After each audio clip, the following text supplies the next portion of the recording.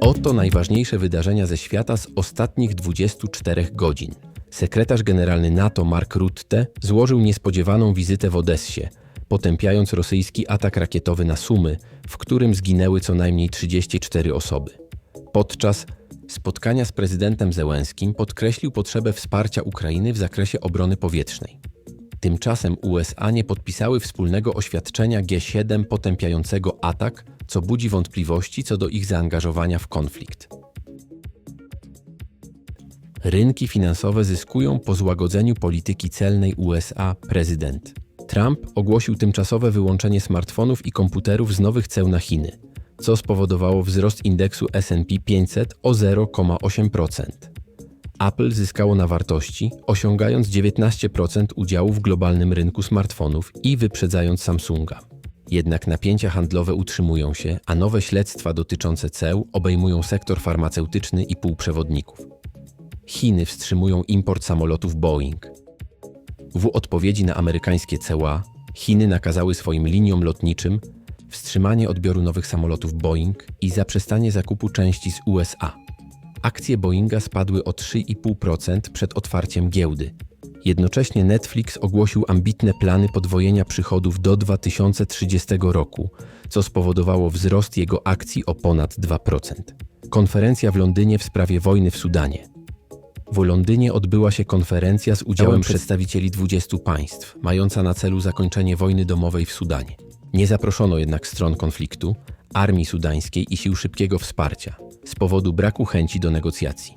Organizacje humanitarne apelują o utworzenie międzynarodowego ciała monitorującego sytuację humanitarną w regionie. Hamas odrzuca propozycję zawieszenia broni Izraela. Hamas odrzucił izraelską propozycję zawieszenia broni, która zakładała rozbrojenie w zamian za uwolnienie zakładników. Palestyńscy urzędnicy twierdzą, że plan nie zawierał gwarancji zakończenia wojny. Sąd w USA kwestionuje działania administracji Trumpa.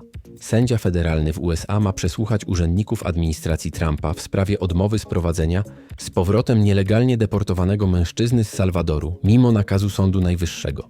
Dodatkowo, sąd zablokował próbę zamrożenia funduszy na infrastrukturę i klimat przez administrację. Iran i Stany Zjednoczone kontynuowały rozmowy nuklearne w Maskacie 12 kwietnia, gdzie delegacja irańska przedstawiła swoje żądania, w tym gwarancję zniesienia sankcji i dostęp do zamrożonych aktywów. Irański rial znacząco umocnił się w reakcji na te negocjacje. Syryjskie Siły Demokratyczne, SDF, i syryjski rząd tymczasowy wdrożyły porozumienie deeskalacyjne wokół Tamy Tishrin, zgodnie z którym SDF wycofały się na wschodni brzeg Eufratu. Siły rządowe utworzą barierę między wspieraną przez Turcję syryjską Armią Narodową a SDF, które walczyły w tym obszarze od grudnia 2024 roku.